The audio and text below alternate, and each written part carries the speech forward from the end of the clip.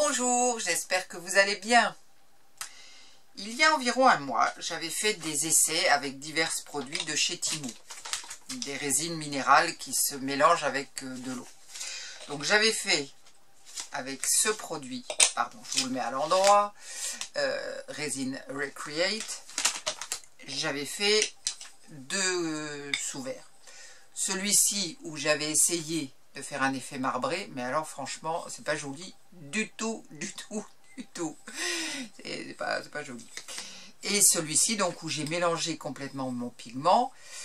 Alors le dos est un petit peu bizarre, on dirait que ça fait pas bien mélangé, enfin c'est curieux. Mais sur le dessus, pas de problème, la surface est bien uniforme, bien douce, pas de problème. Ensuite, j'avais comparé avec ce produit qui s'appelle Casting Resin. Donc j'en avais fait un en faisant un petit rond au milieu avec une poudre pigmentée. Et puis juste du blanc, bon, pas de souci. Et celui-ci avec le même pigment que pour Resin Recreate. Et alors quand je les ai sortis, celui avec Casting Resin était beaucoup plus pâle. Mais maintenant, je dois dire qu'on ne voit pas la différence de couleur. Après un mois de séchage, hein. Enfin bon, mais c'est venu avant, mais voilà. Et puis le dos est beaucoup plus uniforme. J'ai pas cette espèce de cet aspect un peu grumeleux, granuleux, je sais pas comment dire. Voilà, donc ça c'est avec ça. Et j'avais voulu comparer parce que j'étais vraiment pas sûre avec du plâtre de Paris où j'ai eu pas mal de bulles au fond. Et puis bon, c'est pas du tout la même consistance. Mais je veux voir la solidité. Eh bien, on va se livrer un petit crash test. À tout de suite.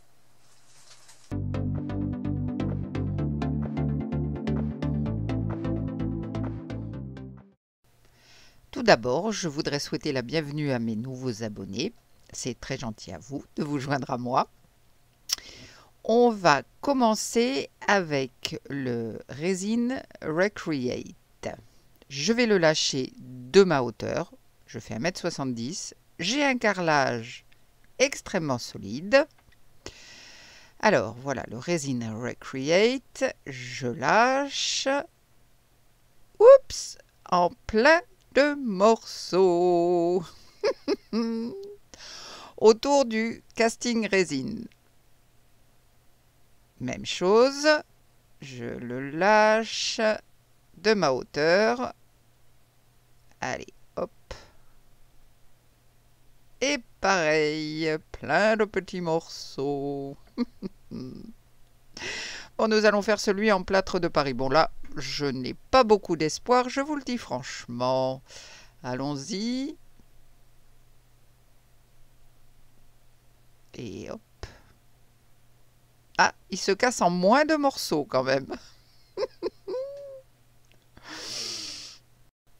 Je vais essayer avec le vilain là, qui est tout moche. Mon effet marbré complètement raté.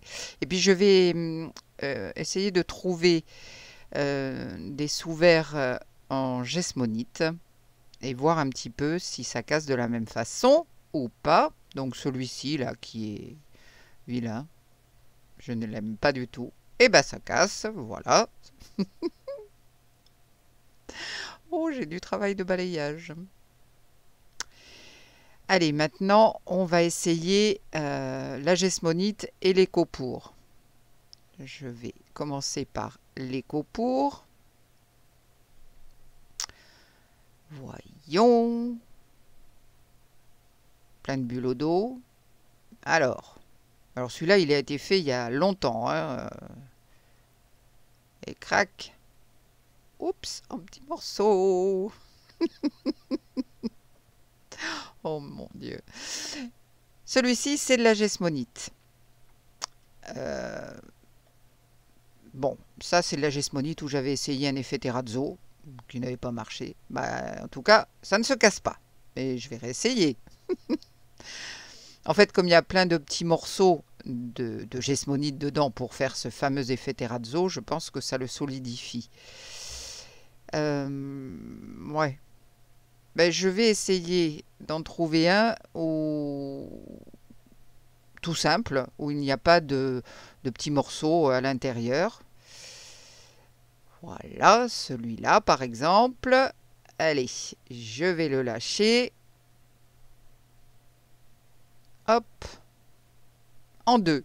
Pas de petits morceaux. Alors, mes conclusions. C'est que les résines à base d'eau comme Resin Create, Recreate, Casting Resin, EcoPour, ça casse si ça tombe de haut. Si ça tombe de quelques centimètres, je pense que non. Mais quand ça tombe de haut, ça se casse. Je l'ai laissé tomber. Je ne l'ai pas lancé, je l'ai laissé tomber de quand même très haut.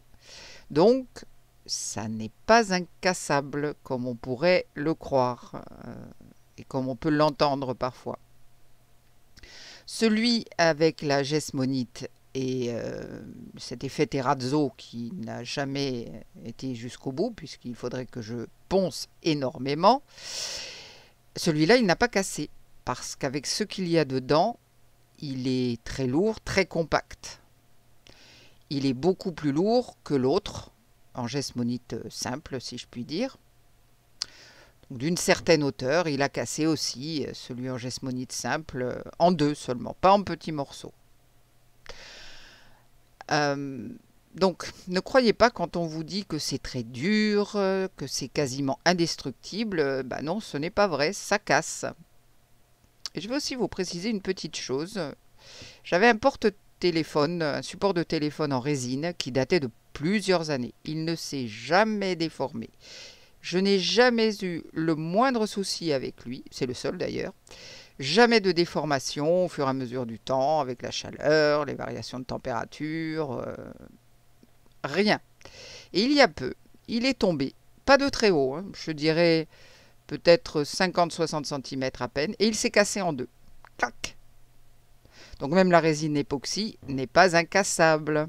Donc si vous offrez ou vendez des choses, que ce soit en résine minérale, en résine époxy, en gésmonite, en gésine, ne garantissez pas la solidité à toute épreuve. Oui, ça dure dans le temps évidemment, mais ce n'est pas incassable du tout. Et moi, j'ai déjà entendu dire, que ce soit pour la résine époxy ou d'autres résines minérales, que c'était quasiment indestructible. Eh bien non, ça ne l'est pas. Et les exemples que je vous ai montrés sont bien secs, hein. Ça date de plus d'un mois, voire de plusieurs mois.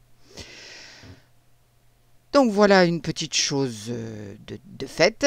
Ah, je voulais vous dire aussi, c'est que si un jour vous êtes en rage, que vous avez des trucs un peu ratés dans un coin,